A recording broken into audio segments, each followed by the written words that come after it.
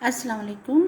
آج ہم منشی پریم چند کے افسانے عیدگاہ جو کہ خالص مشاہداتی تحریر ہے، اس کے مرکزی کردار حامد کے کردار کے اہم نکات پیش کریں گے۔ پہلا نکتہ ہے حقیقی زندگی کے قریب یہ چلتا پھرتا جیتا جاگتا کردار، جس کے اندر مصنف نے مقصدیت کا پہلو رکھا ہے۔ دوسرا، محروم پسماندہ طبقے کا کردار۔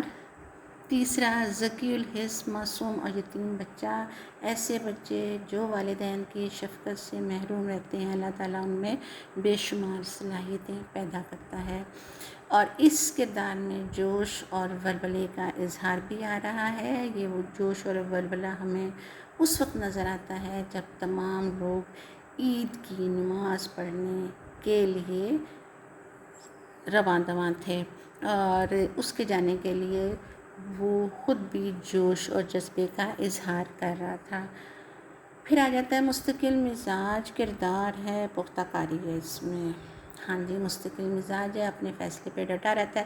پہلا فیصلہ اس کا عید کی نماز پڑھنے کا تھا، دوسرا فیصلہ اس کے کھلونوں کی تقسیم یا کھلونوں کی خریداری تھی، اور کھلونوں کی خریداری میں وہ چاہ رہا تھا کہ ایسا کھلونا خریدا جائے جو کہ مستقل طور پر اس کے کام آ سکے، اور یہی اس کی مستقل مزاجی تھی۔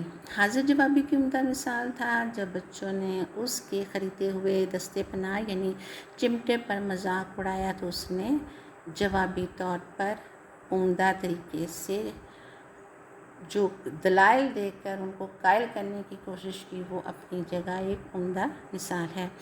اپنی خواہشات کا گلا گھونٹنے والا یہ کردار، جی ہاں، حامد اپنے طفلانہ جذبات کو دبا کر 3 پیسے بچانے کی کوشش کر رہا تھا، اور دل میں یہ بھی تسلی دے رہا تھا کہ مٹھائی کے ذائقے اور کھلونوں کو ہاتھ میں لے کر اس کو جو دیکھنے کی امنگ اس کے اندر پیدا ہوئی تھی، دراصل وہ اس حقیقت کو جان کر نظر انداز کر رہا تھا۔ تو یہ اس نے اپنی خواہشات کا گلا گھونٹا۔ سچائی، خلوص، محبت، ہمدردی سے بھرپور کردار، ایسا کردار تھا۔